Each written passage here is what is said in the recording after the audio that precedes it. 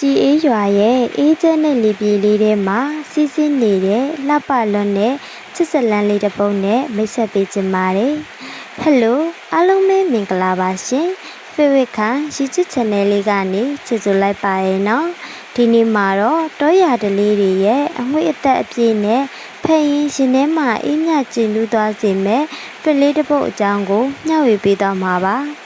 ဇလန်းလေးရဲ့အမည်ကတော့ရေကြီးအေးမမြသားမောင်တို့ဖြစ်ပြီးစာရေးသူကတော့တေးတီတီပဲဖြစ်ပါတယ်။ဒီဇလန်းလေးဟာရေကြီးအေးရွာဆိုတဲ့တောရွာလေးကိုအခြေခံပြီးဖန်တီးထားတာဖြစ်ပါတယ်။ဇလိုက်ကြော်လေးနှစ်ဦးဖြစ်တဲ့လေးညွန့်နဲ့မြသားမောင်တို့ရဲ့တယောက်ပေါ်တယောက်ထားရှိတဲ့နှဆိုင်လာတဲ့ချစ်ချင်းမြတ်တာတွေကိုမြင်တွေ့ရမှာပါ။ဒီဖစ်လေးရဲ့အထူးခြားဆုံးနဲ့အလှပဆုံးအချက်ကတော့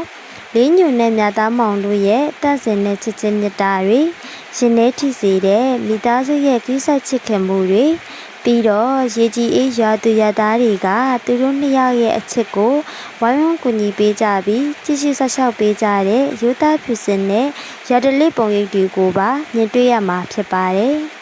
ဖစ်လေးကိုဖက်နေရင်းနဲ့ရေကြီးအေးရွာလေးတွေကိုကိုယ်တိုင်ရောက်ရှိသွားသလိုမျိုးအေးချမ်းပြီးကြည်နူးစရာကောင်းတဲ့ခန်းစားချက်လေးကိုရရှိစေမှာပါ။တောရရဲ့ချစ်စရာကောင်းလာတဲ့ရိုးရာဓလေ့ထုံးစံလေးတွေကိုပါအသေးစိတ်ပုံဖော်ရေးသားထားတာမို့လို့တောရဇလန်းပုံစံလေးတွေကိုစက်နှစ်သက်တဲ့သူတွေအတွက်တော့လုံးဝလက်မလွတ်တမ်းဖတ်ရှိတဲ့ဖစ်လေးတစ်ပုဒ်လို့ပြောပြရစီရှင်။